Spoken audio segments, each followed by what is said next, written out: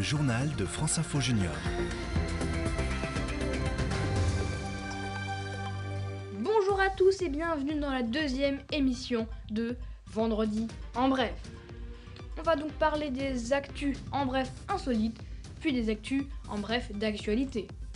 On va parler par exemple de selfie à la truffe, attention, d'un jeune génie. Je vais vous proposer un site, je vais parler un peu scientifique. Aussi, on va découvrir un nouveau mot, le rançongiciel. On va parler d'une cité perdue, d'un otage et de plein d'autres actus. C'est parti pour le journal de Vendredi en bref, numéro 2.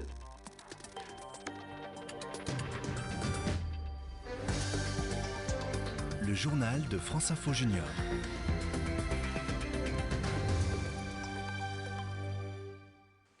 Et donc là, on va commencer les actus en bref insolites. Un selfie de la truffe. Eh ouais, tous les jours, plus de 27 000 chiens sont perdus aux États-Unis. Il faudra donc y remédier. Et pour cela, on peut se demander si leur truffe serait de la solution. Car, comme nos empreintes digitales, les truffes des chiens sont uniques. Une marque de nourriture a donc créé une application qui se nomme Node ID. Elle permet de compiler les photos de truffes de chiens. Comme ça, si ton chien se perd et que quelqu'un le retrouve, il sera alors possible de l'identifier en quelques secondes en entrant la photo de sa truffe dans le fichier de l'application. France Info Junior. Et puis aussi, je vais te présenter un site internet. Peut-être que tu souhaites te calmer, te détendre, et peut-être que pour ça, tu souhaites écouter les forêts du monde. Eh bien, grâce au Timber Festival, tu peux écouter le bruit d'une forêt pendant quelques minutes.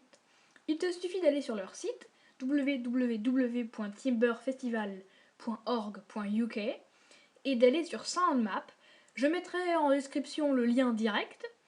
Et donc là, tu vas découvrir une carte du monde où tu peux choisir un pays, une région et une forêt pour entendre le bruit de la végétation et des animaux. Et en plus, si tu vis près d'une forêt, tu peux toi-même leur envoyer un son de quelques minutes de ta forêt que tu auras enregistré auparavant. Et il sera sûrement publié sur la carte du site. France Info Junior. Puis aussi, on va parler d'un jeune génie de 12 ans. Mike Wimmer est un passionné de maths et de sciences. Pendant le confinement, ce jeune Américain a beaucoup étudié et a réussi à faire en 1 an ce que d'autres réussissent à faire en 4 ans, c'est-à-dire le bac, passer le baccalauréat. Il a réussi à l'obtenir et à décrocher un diplôme universitaire. Mike a déjà créé un site internet et aussi une entreprise. Et de plus, il travaille pour le commandement des opérations spéciales au ministère de la Défense. Quel génie! France Info Junior.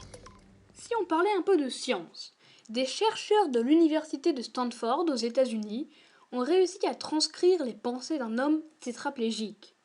La tétraplégie, c'est une paralysie causée par une maladie ou une blessure qui entraîne la perte partielle ou totale de l'usage des 4 membres et du torse. On peut donc perdre la parole.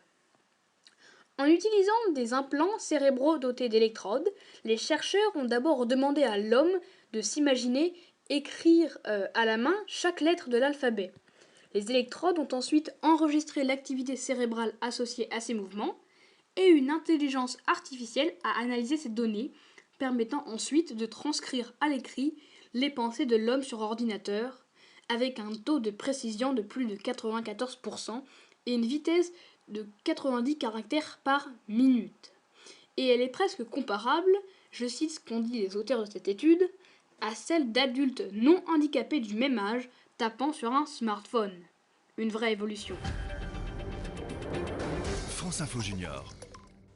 Et puis, pour finir ces actus insolites, je vais vous parler d'un mot, le rançongiciel. Qu'est-ce que c'est ?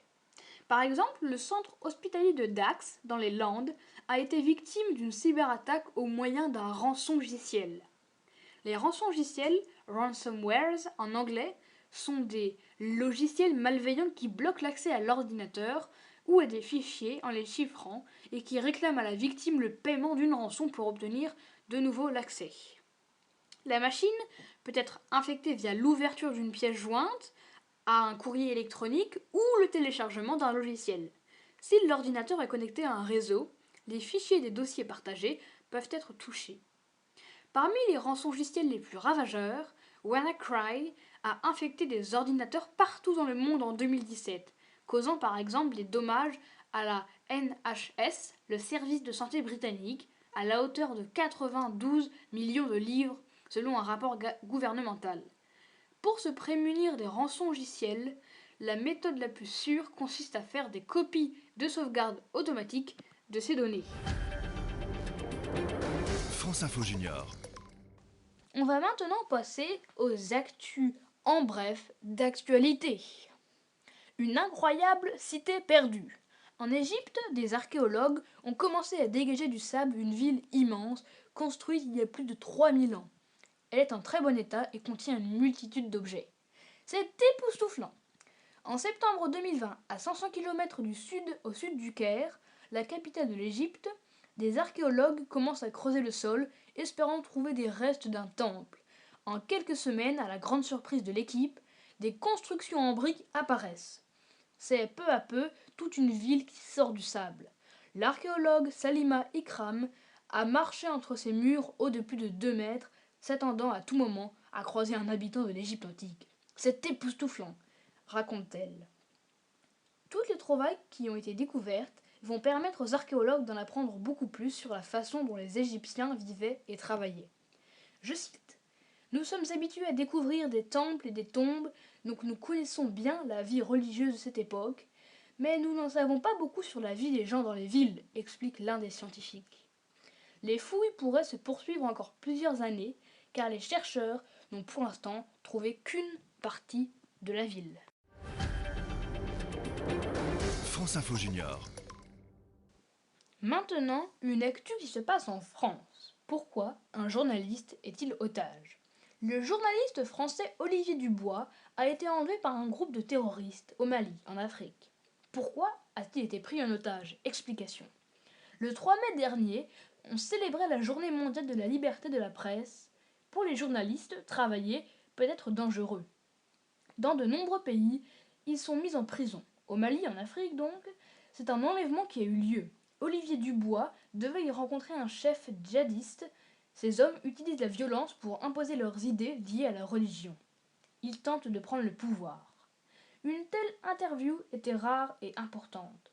Mais c'était un piège. Olivier Dubois a été pris en otage. Dans une vidéo dévoilée le 5 mai, il demande l'aide de sa famille et de la France. Cette région d'Afrique est au cœur de beaucoup de violences.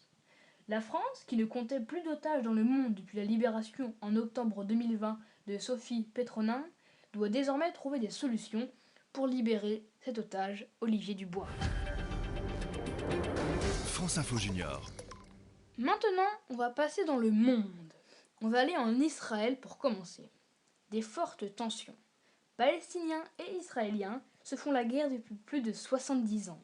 Ces derniers jours, des Palestiniens ont affronté des policiers israéliens qui leur interdisaient d'aller dans certaines zones pendant une fête religieuse.